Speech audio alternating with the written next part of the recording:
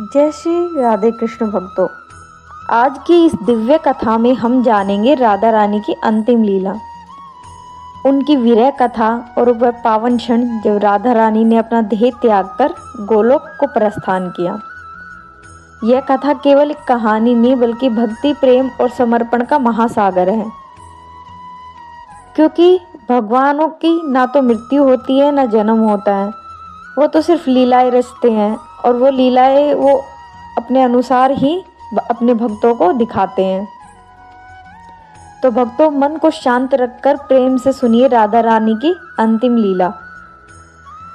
द्वारका का समय, जब राधा कृष्ण अलग हो गए। जब श्री कृष्ण मथुरा और फिर द्वारका चले गए तो वृंदावन खाली सा हो गया। राधा रानी का हृदय कृष्ण की विरह में तड़प उठा।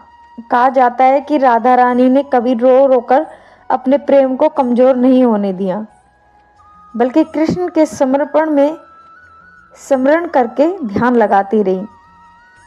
समय बीतता गया। राधा वृंदावन से द्वारका पहुंची। वर्षों बाद राधा रानी कृष्ण से मिलने द्वारका पहुंची, परंतु अब कृष्ण राजा थे, दरबार रानी कर्तव्य। राधा अब भी वही सरल, प्रेममयी और गोपी थी।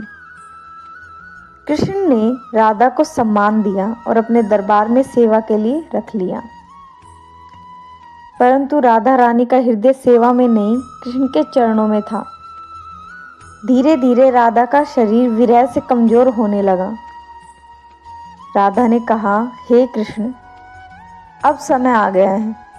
एक दिन राधा ने महसूस किया कि उनका पार्थिव शरीर अब भगवान से अलग नहीं रह पाएगा। उन्होंने श्री कृष्ण से कहा ना, अब मेरी अंतिम इच्छा है, मैं अपने देह त्याग के अंतिम क्षणों में केवल आपके सानिध्य में रहना चाहती हूँ।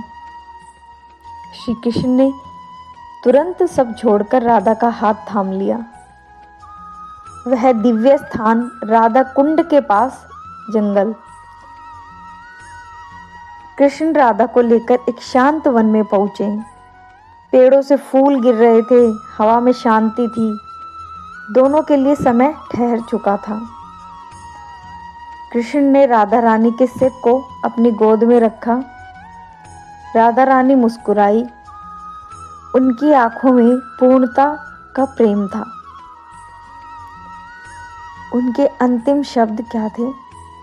राधा रानी ने धीमी आवाज में कहा, कान्हा, इस जन्म का नहीं, अनंत जन्मों का मेरा प्रेम आपसे ही है। अब मुझे बस आपकी बांसुरी सुननी है। कृष्ण ने उठकर बांसुरी बजाना शुरू की। उनके स्वर इतने दिव्य थे कि जंगल शांत हो गया, हवा थम गई और राधा की सांसें भी।